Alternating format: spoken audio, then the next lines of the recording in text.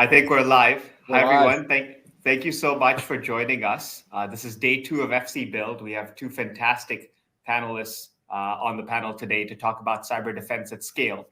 Before I get started on the questions and introduce the panelists, for those of you who are joining FC Build for the first time today, I just want to briefly introduce Foundation Capital. We're an early stage venture firm based in the Bay Area, investing primarily at the seed and Series A, and typically leading rounds. We primarily focus on enterprise and fintech investments. And I lead and focus on investments in cybersecurity and IT. So very excited to moderate this panel with Kevin and Amit. Now, before we get into questions, let me just introduce our 2 panelists. I'll start with Amit. Amit is the chairman and CEO of Tenable, a leader in vulnerability and attack surface management. He previously served as president of RSA and joined RSA through its acquisition of NetWitness, a company he founded and led as CEO. Prior to NetWitness, Amit served as founding director of the United States Computer Emergency Readiness Team in the Department of Homeland Security. Next, Kevin. Kevin is the CEO and founder of Mandiant, a market leader in incident response.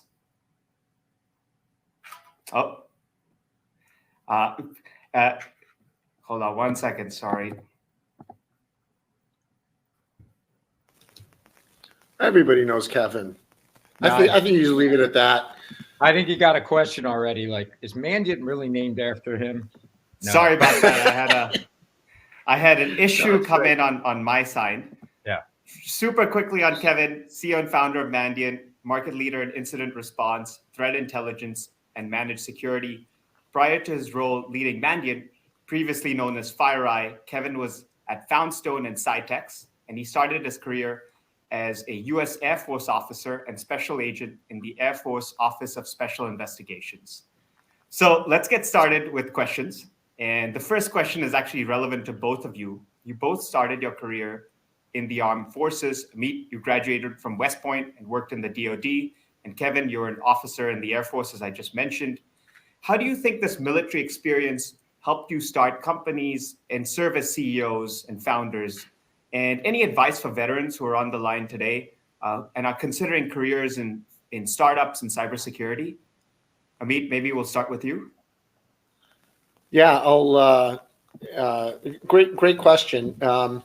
I think it's a terrific background to have in technology or in leadership. You know, what I found among veterans is having that military mindset. When you talk to a veteran or if you've served, it's all about and an extreme focus on mission. The mission must be accomplished. And in many instances in the business world, in the startup world especially, you're tackling problems, you know, the odds seem insurmountable at times. And, you know, you want to be with and surrounded by somebody who is very mission oriented and you know is going to get the job done. And the other aspect is people, right? You can't accomplish a mission without people and motivating people into accomplishing whatever that task is.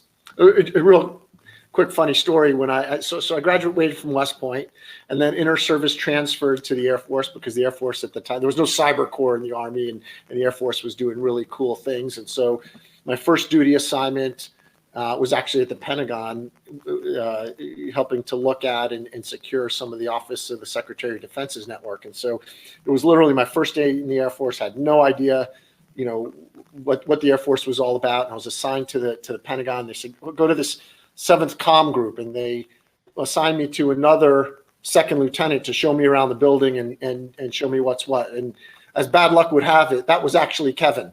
Yeah. And we went straight to the Pentagon Brewing Club. Oh, man. No, they don't have one of those. They don't have one of those. Maybe they. Yeah, I was going to say, I don't know if you want to reveal anything more. Yeah. Kevin, you know, was that military career, was that helpful? How did it help? Obviously, you work with governments a lot today, so it certainly helped that way in terms of networking, but did it help in other ways? Amit talked a little bit about leadership. Yeah, there's no question it helped. You know, I came out of college probably not very good at anything, and when you get into the military, I just remember getting yelled at all the time, attention to detail, attention to detail. you learn things like that every little thing does matter. You have a chain of command, and you learn very quickly how the chain of command works. You get taught that. The good thing about the military is they do give you leadership training, and I'm not convinced every commercial entity or private sector company does that. They just expect you to come in and know your tech and do it. And then, Meet touched on this. I call it missionary versus mercenary. Folks join the military because they felt a calling. Even if, the military paid for the school and everything, you still have to want to be there. You want to have some kind of genetic makeup where you want to defend something. You want to serve and protect. And when you look at the cyber domain, that's what we're doing. If you look at land security, governments provide that with tanks. We have Space Force, we have the Air Force, we have the Navy. Every domain is protected by the government in almost every single nation. And then we get to the cyber domain, and somehow the responsibility got split between private and public sector. But there's no question, all things being equal, when you're talking to candidates, military experience to me means they are mission-based, means they understand how to serve and protect, and they've heard the calling. So I always believe people will do more for mission than they will for money. There's a lot of ways to make money, but if you're into cybersecurity and you want to be the best in the world at it, it's got to be more than just about the money. Yeah, it's an excellent point, Kevin. And do you feel that the leadership skills that you learned in the military were relevant to actually managing employees in a company? I mean, the big difference is that there is this broader mission of protecting the country, which you could argue that you've pushed some of that at Mandiant, but it's not the same way as working for the United States government. I can tell you, I brought in different generals to speak to our leadership. And over time, people are like, Mandia, please don't bring in another 4-star general, but at the end of the day, I feel they are great leaders. And I remember General Pace was speaking to my leadership team, and one of my folks raised his hand and said, do you think there are lessons you learned in leadership when you're in the military that don't apply to the private sector and for-profit entity? And the exact response that General Pace gave was, I've never managed a profit and loss, but I have managed to win and lose. And I think that's important. And I thought that was the best answer. Virtually every leadership lesson you learn in the military does apply. Leadership's leadership. It's very helpful. I want to turn the topic a little bit to you, Amit, and talk a little bit about Tenable and Tenable at scale. Tenable has moved its product offerings from vulnerability management, which is where it started off, of IT devices, into a more broader attack surface management across cloud, DevOps, mobility, OT, and IoT. And you've done this through a combination of launching new products that were built internally, as well as a number of recent acquisitions, Accurix, Alcid, Indigi being 3 more recent ones. Could you share a little bit about this thesis around the expansion, moving into kind of what you describe as cyber exposure management, which I would bucket as attack surface management? And then how do you kind of make the decision on whether to acquire a startup or build a product internally? Yeah, it's a great question. When I joined Tenable, 4.5 years ago or so, a lot of folks were kind of scratching their head and saying, oh, you're going all the cool, sexy things, all the cool innovation happening in cybersecurity, and you're going to a company that does vulnerability scanning. Like, what gives? Why would you go do that?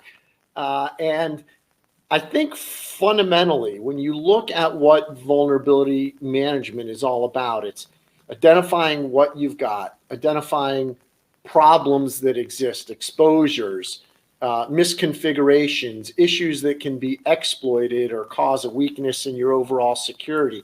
It's about prioritizing, understanding which ones of those can be exploited, and prioritizing which ones to address. There's always more work to do from an IT perspective and a security perspective than any of us can accomplish. And so how do you really focus your enterprise on fixing the things that matter most? That risk management process is really what VM is all about. And over the last, 4 or 5 years, when many folks were looking to, I like to say, diversify from vulnerability management, we really decided, we're going to double down. We're going to be the absolute best of breed at doing this. And I think largely the market has sort of recognized us for that. And it's a terrific opportunity. We can build a great business doing it. There's two fundamental shifts that I think make it even more compelling. One is it's not just about desktop servers and workstations. We have to look at how compute is done today. You have to look at operational technologies. You have to look at identities and directory services. You have to look at cloud-based infrastructure, everything from infrastructure as code and the pre-build and all the way through the production and runtime. These are the ways compute operates, but ultimately people are still asking those same questions. What do I have? How and where is it exposed? What should I be doing? What should I prioritize fixing? The second trend is that is a non-technical trend, and that is that CEOs, audit and risk committees, boards of directors, the president of the United States and other world leaders are asking questions about cybersecurity. And what they're not asking is, well, are you executing malware in some kind of sandbox, or are you using this behavioral analytic AI algorithm? No, they're asking, how secure are we? How at risk are we? Are we exercising a good standard of care? Are we being negligent with our systems? And ultimately, we think that vulnerability management, in the modern sense of the word, is the best way to answer those questions. So it's a super exciting market. I think it's much larger with that as the context than people have given it credit for. And in terms of what we innovate, what we build organically versus what we acquire or partner around, it's the fact that, look, many of these markets are moving really faster. The pace of change is super accelerated. Do we have the right expertise to build? Do we have the time to build? Are there great technologies outside that are validated that we can create more meaning and leverage with than trying to build? Or are there great partnerships that can move that needle for our customers? So we invest a lot in R&D, more than our two closest competitors combined, and we'll continue to do so. But we also have been very aggressive in our M&A activities as of late. I think in the last 2 or 3 quarters, we've made 2 acquisitions and have more in the pipeline. And how do you think about that decision, the balance when you're looking at a startup and trying to make a decision? Should we acquire the startup, or should we just build this product internally? The foremost criteria is the quality of the capability, right? We feel like we've got 35,000 customers. We've got an army of salespeople. We've got channel partners. We've got that. So we're not really looking at and excited about the distribution unless it's a unique distribution model. We're really excited about the technology. Is this a quality capability that's differentiated? Is it where the world is going? And is it something that will create leverage for us with our customers? And I don't just mean pull more dollars in. I mean, can we use this technology to differentiate our capability in the market? A great example is, you look at the world of OT. You can't really assess the integrity of a control system environment without also understanding the IT components to it, without also understanding how identities are being used within that OT environment and privileges and authentication mechanisms. So it's really about, is this technology world-class? Is it differentiated? Is it something that can be really tightly integrated with our core set of technologies? And does it align with that value proposition that we have for our customers? How secure are we? How at risk are we? Answering those questions. Thanks, Amit. Kevin, I'm going to ask you a similar question around scale and operating companies at scale, but tailor it more to Mandiant. In June of this year, you made the decision to sell off the FireEye products business to Symphony Technology Group, which coincidentally I worked at SCG 6-7 years ago. So it's crazy to see that connection for $1.2 billion, and you rebranded the company into Mandiant, the public company that is. Mm-hmm. And you ended up launching Mandiant Advantage, which is a multi-vendor XDR program. Coincidentally, again, you acquired one of our companies, Response Software, to further that effort. What was the decision behind these multiple different changes? And when you look at Mandiant 5 years from now, where do you want to take the company? Well, Sid, I always knew you were smarter than me, so I watched your career progress, and I just followed. I picked up the crumbs you left behind. Where do I want to take the company? I've always felt, and I'm a computer science major, that all software is automating human process. If you think about it, we fly jets with pilots. Well, now jets fly themselves. We drive cars. Now cars can drive themselves. When it came to security, same thing. If we could automate all the security expertise we have, that's the Mandiant advantage. The ability for somebody to overlay our knowledge and capability, our software, on top of their telemetry to answer, do they have a problem, yes or no? And to use our validation to learn, hey, how secure are we? Because Amit's exactly right. The top question everybody asks is, how secure are we? And the best way to know is shoot real bullets at the network and see how you do. You can always slap down your 4-dimensional pie charts on how compliant you are and say, here's all our controls, here's all the software we've bought, and here's all this, and here's everything else.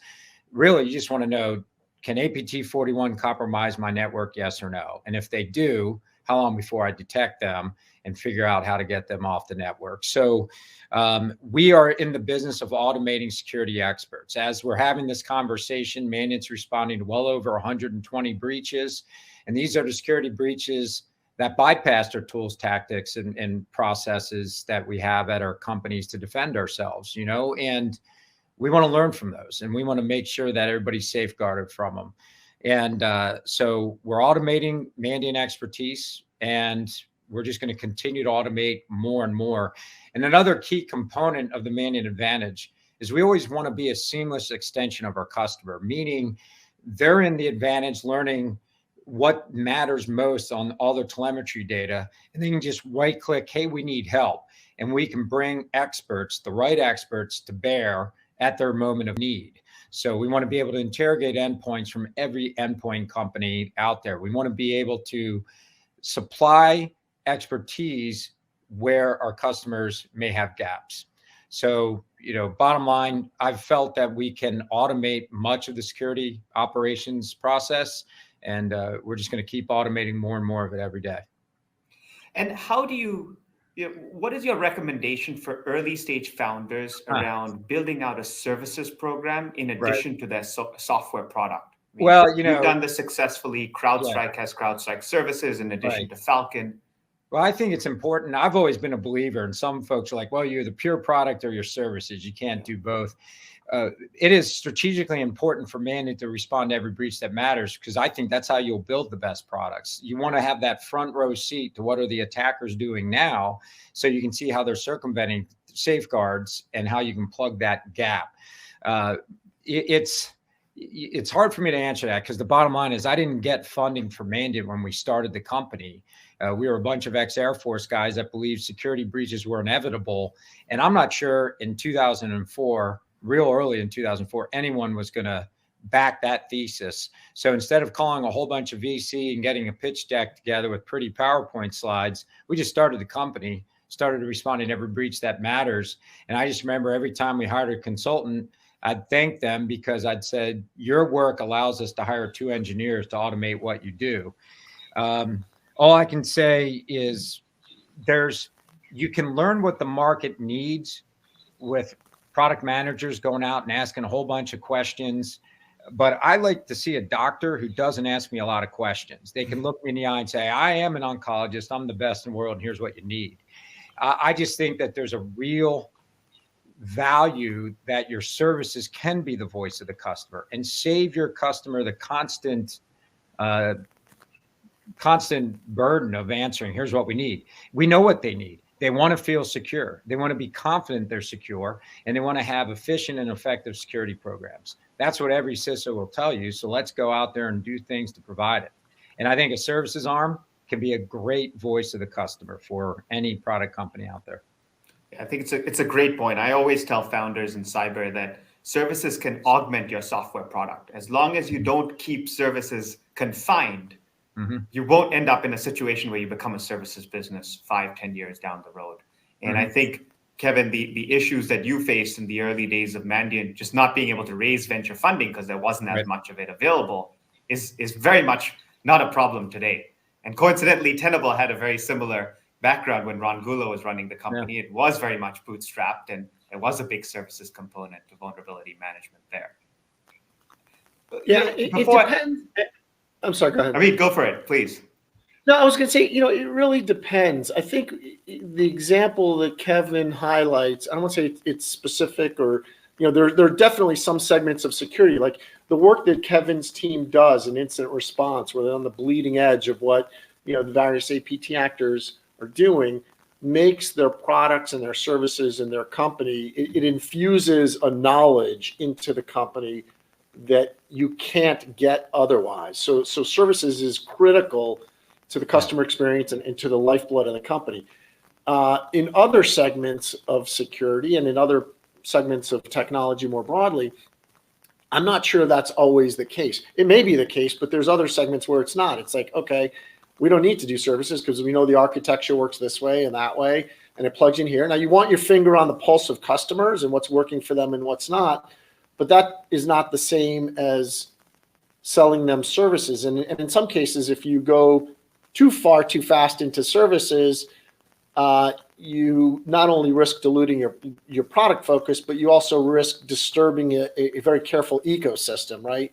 Where you really want to create go-to-market leverage through partnerships and folks who may be very services oriented and from a revenue and focus perspective. So I 100% agree with Kevin. It's just not always that shoe fits all sizes in security. So it really depends on your situation. It's a great point, Amit. Before I get to the next question, for the audience members, if you do have a question to ask Kevin and Amit, if you add it into comments, I will loop those questions in. So please do ask those. Kevin, moving to you, both you and Amit are based in DC.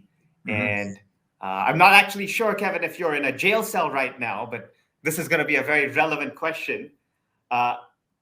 You are very much connected to resolving the vast majority of major breaches that have happened over the last decade and more, whether that's the Sony Pictures hack, the SolarWinds supply chain attack, the more recent ransomware events like the Colonial Pipeline event or the Kaseya event.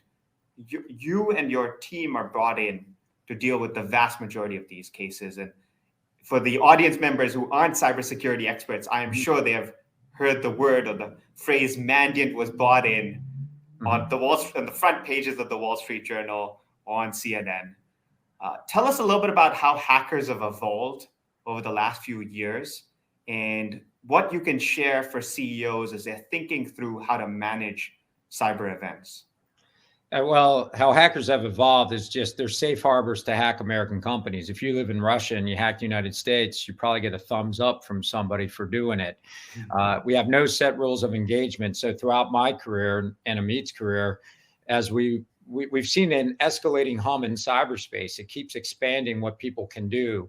And as we all rely more on our networks, the bottom line is the impact of these breaches becomes more and more grave.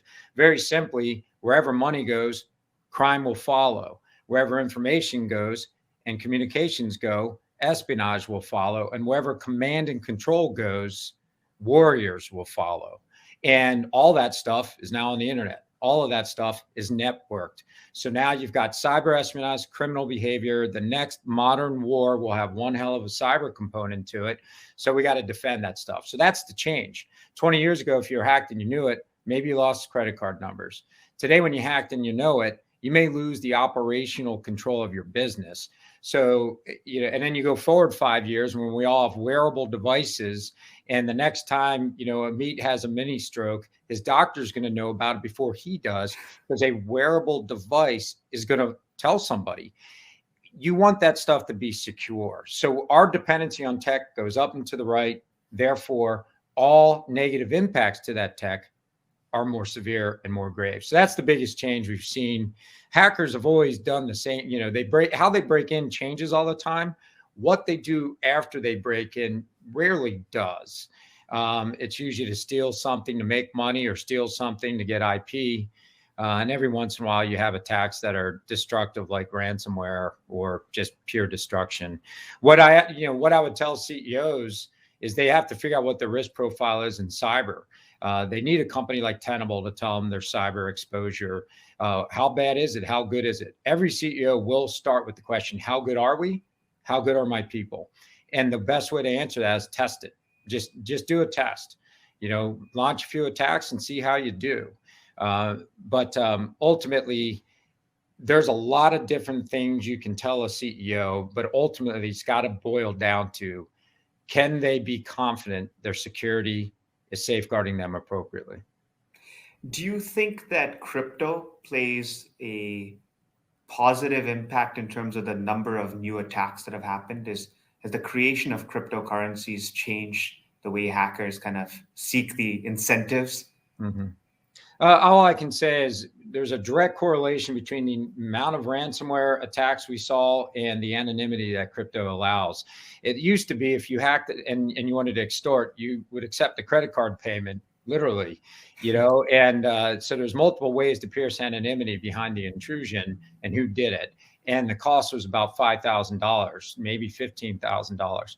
There's no doubt with crypto, you're allowing an anonymous attacker the anonymous means to collect if they're not lazy. So yeah, without a doubt, instead of hacking and having an elaborate process to monetize the intrusion, now you can just use ransomware and Bitcoin and get rich. I mean, how have the interdependencies between, code from multiple different companies and multiple different open source as well as, closed projects impacted how these cyber attacks happened? I mean, the SolarWinds breach was a great example of this. Yeah, it's an evolution where organizations, how they use technology has rapidly transformed, and I think the cloud and SolarWinds probably highlight this better than most examples. Right? Very few people are writing. Well, everybody's writing code today, but they're writing about 5 to 10% of the code that they're using. And code today is frequently a matter of grabbing libraries, grabbing routines, grabbing APIs, and leveraging software which has already been written to do X, Y, and Z. And so that means understanding the software in your supply chain, but it also means understanding what happens in the software that you're writing. And so as much as code is just grabbing libraries and components which have already been written, that's also the deployment for software today, where people are using TerraScript and Terraform and other infrastructure as code. They're not waiting for systems to be built, and they're not even standing up virtual machines in the cloud. They're just saying, hey, when you get to here, launch on this type of capability, and off we go. And the software developers are grabbing the libraries, they're stitching it together, they're defining the infrastructure and the operating environment that they want to run on, and they're off to the races. And this is allowing enterprises to move at phenomenal speed and develop new capability and innovation, and you've got to do this to be competitive. It also means that all of the control points, all of the checkpoints that we've designed as a security industry in terms of assessing the security and integrity of your code, all the way through assessing the security and integrity of the environment that you run that code on, all of that gets completely bypassed by these DevOps, Git-centric operations and mindset that rules the world today. And so, ding, ding, ding, great opportunity for all the entrepreneurs on the session today. The whole world is being turned upside down, and that means there's phenomenal risk and phenomenal opportunity. Thank you, Amit. Kevin, a question came in from Karthik, and I'm going to paraphrase it because it's a long question. But his point is, look, you mentioned that the mode of entry, the initial access by these hackers has changed. And are you finding when you talk to your customers, is the focus more around them asking you, how do I prevent the attack? Or them asking you, how can I detect an attack faster? How do I detect that a bad actor is? Yeah, I mean, everybody wants to prevent what you can. So, I mean, if you have $100 to spend a lot on stopping bad stuff from happening, period. And then you want to detect what circumvents your prevention. So I think the first inning of any security program is stop what you can. The The second inning, as you get a little more mature, is detect what you may miss. And just in today's world, with the abuse of identity management, with the amount of 0 days that have come out, it makes sense. If you look at the whole MITRE kill chain, we've all built our programs to stop step one. But over time, as you mature, you have to realize, well, let's also have the controls in place to look at and observe step 2, 3, 4, and later stages of the attack.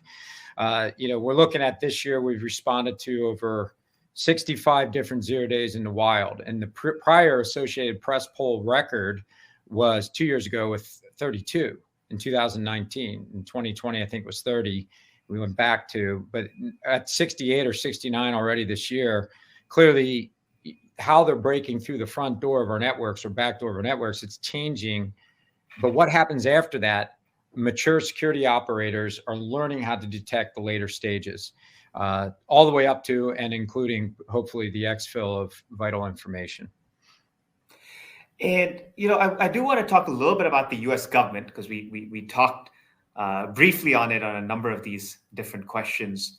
A lot has happened with the U.S. government over the past few years as it pertains to cybersecurity. I'd say the most recent changes have been the country's first ever National Cyber Director, Chris Inglis, was appointed. We have seen the Biden administration put a pretty large executive order around improving federal government security and reducing barriers to threat information sharing with private organizations. This question is for both of you, but I'll start with Abhi. Do you think the government's doing enough to combat nation-state attacks? And what else do you think the government can do and should do?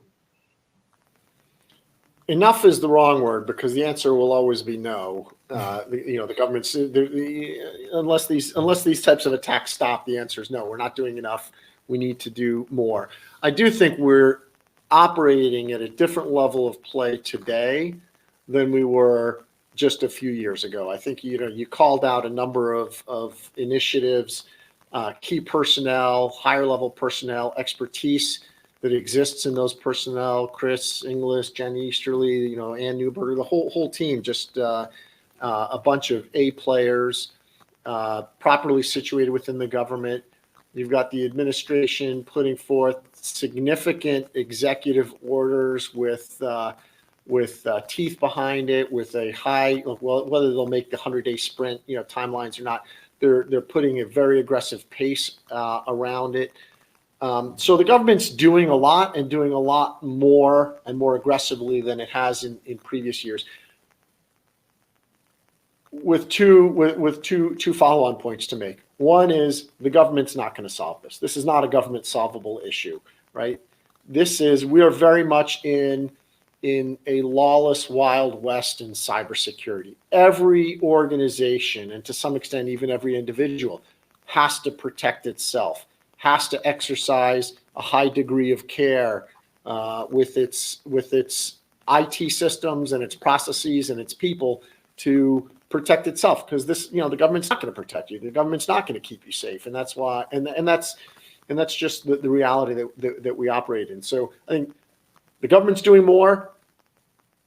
Enterprises and all organizations need to absolutely protect themselves and not feel any sense of confidence that the government's going to be there to protect them. The third point is that the government is not only in a protection standpoint doing more, it's also doing more from a response standpoint. You saw Nakasone talk recently about some offensive activity with respect to disrupting ransomware and cyber criminal elements, but it also even in things like prosecutions. We're not rendering people from Russia or China and throwing them in jail, but we are prosecuting them. And what that enables us to do is create a norm of behavior on the international stage that says hacking is not acceptable. Theft of intellectual property is not acceptable.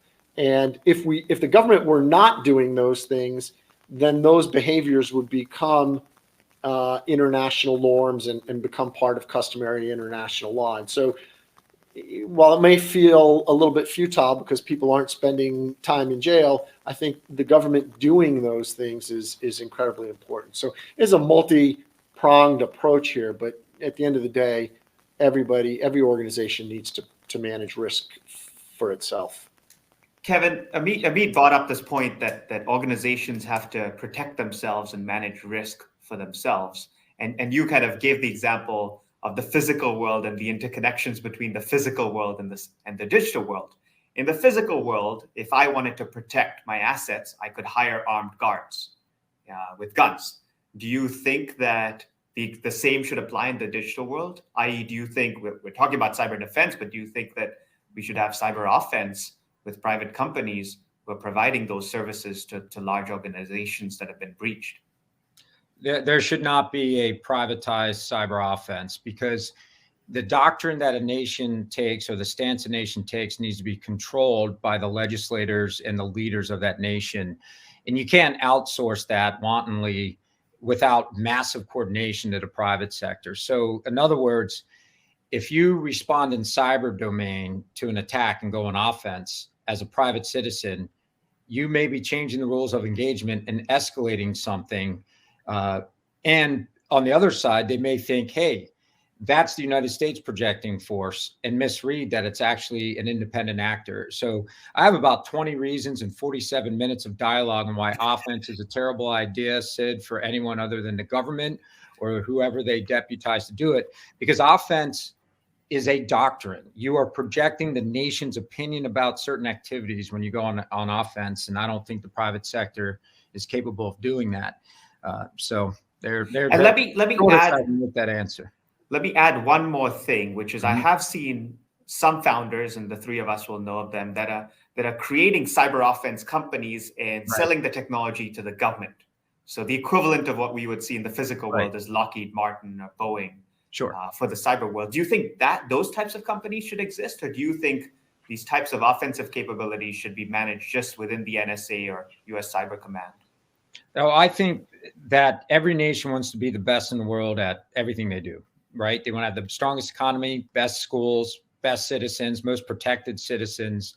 In order to deliver on that, you're probably going to have an army, a navy, an air force, and a cyber capability. And that's just the way it is. Espionage, allegedly, is one of the oldest professions. And in order to conduct it in a safe manner to protect your citizens, you'll want an offensive cyber capability.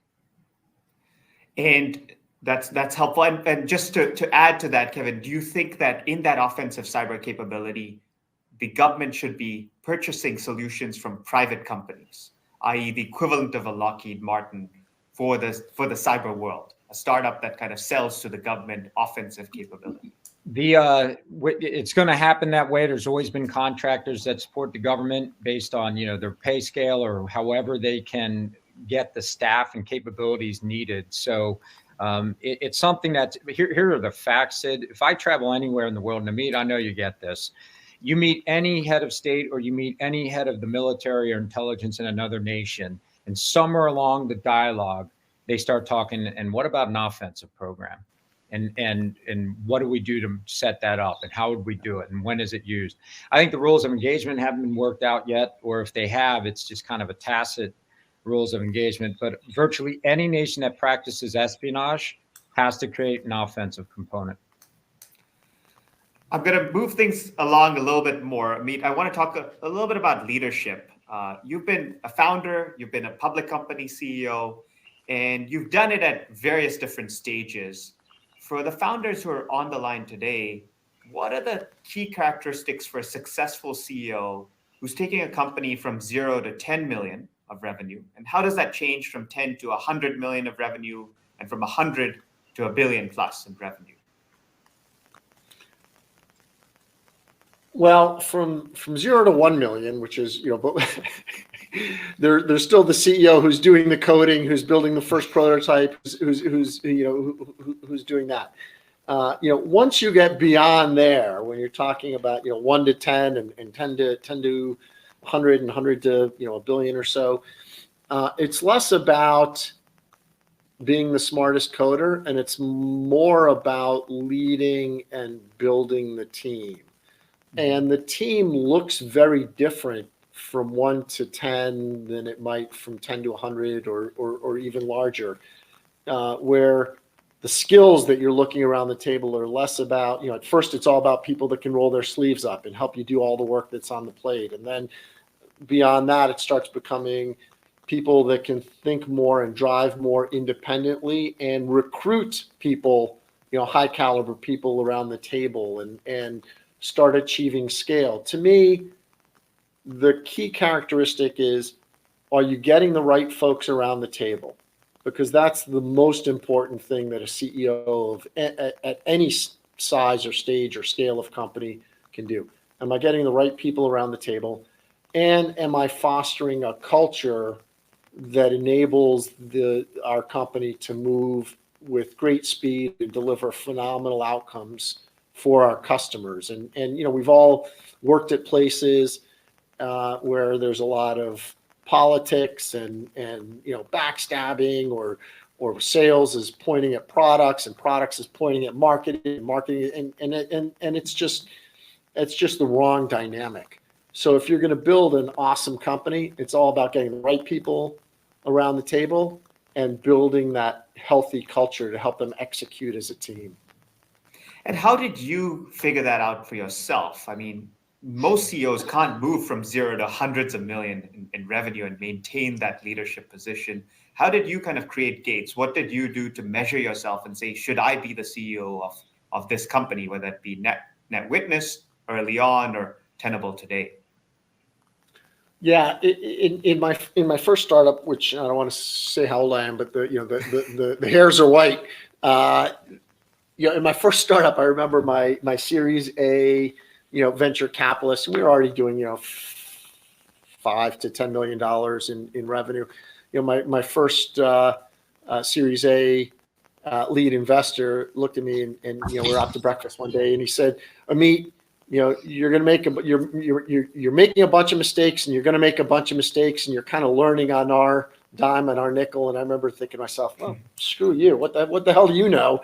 And now that I look back, I'm like, wow, did we make a lot of mistakes and waste a lot of money and move a lot slower, than we could have and should have. And so I think the answer to that is very much about the personality and the mindset of the founder.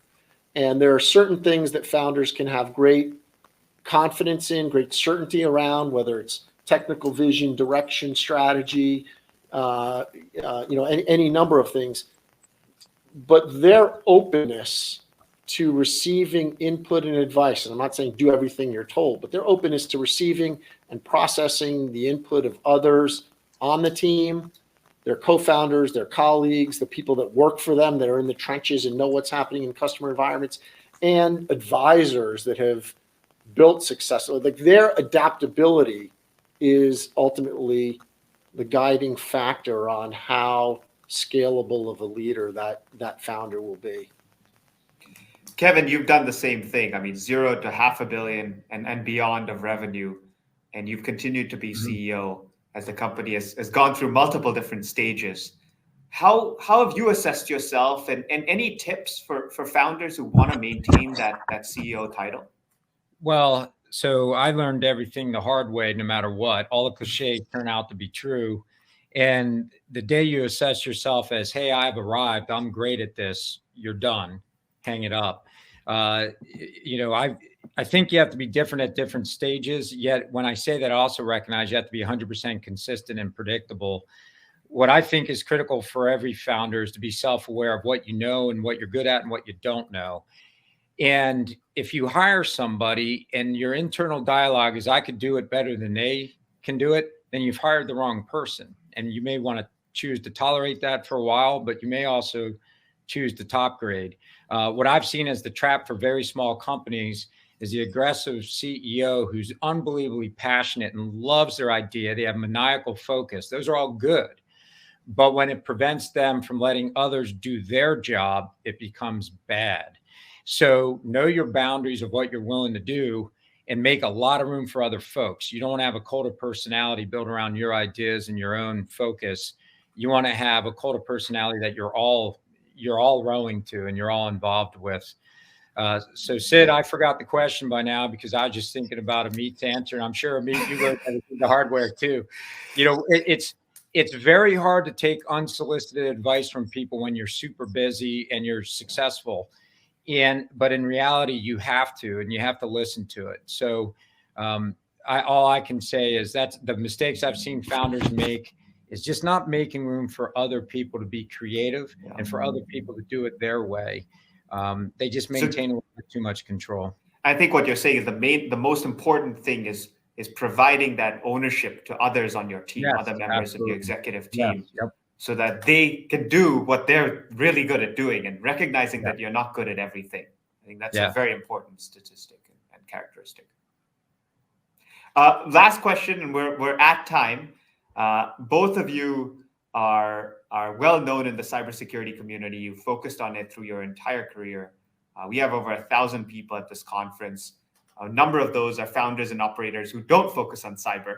We talked a little bit about mission, but what would be kind of your one sentence or your one line reasoning to market to them why they should drop everything and pursue a career in cyber? And Kevin, let's start with you. It's a problem that has to be solved, and there's no disagreement about that. Amit? Don't do it. Don't go into cyber. You're building some cool video game, making the world happier and more fun. Yeah. You don't want to come into cyber and slow things down and have a painful life and have to tell people that they're compromised and their business is ruined. Stay in the happy, blissful world of gaming. That means I'm going to revoke my application to Tenable right now because I. Well, with all the jokes aside, the one thing I would add is I think Amit and Kevin pushed on the first question, which is the missionary aspect of being in this community, in this sector is just so important. The fact that ultimately, if all of us do our jobs well, whether that's the two of you building products and selling those products to customers, or for me investing in exciting founders, then ultimately we reduce bad actors' ability to take private information and take assets that they don't own and they should not own. I think that aspect is very different. And Amit described video games. I think the difference is there. You don't have that advantage. You don't have that underlying mission that you're helping actually not just yourself and your company and you're making money, but you're actually helping the broader world and individuals manage their digital assets. With that, I'm going to close it out. Thank you, everybody, for joining us. And thank you, Kevin and Amit, for joining us today and for all the work you've done over the last few decades, helping to protect our country and the broader world. Good. Thank you. Thank you. Thanks.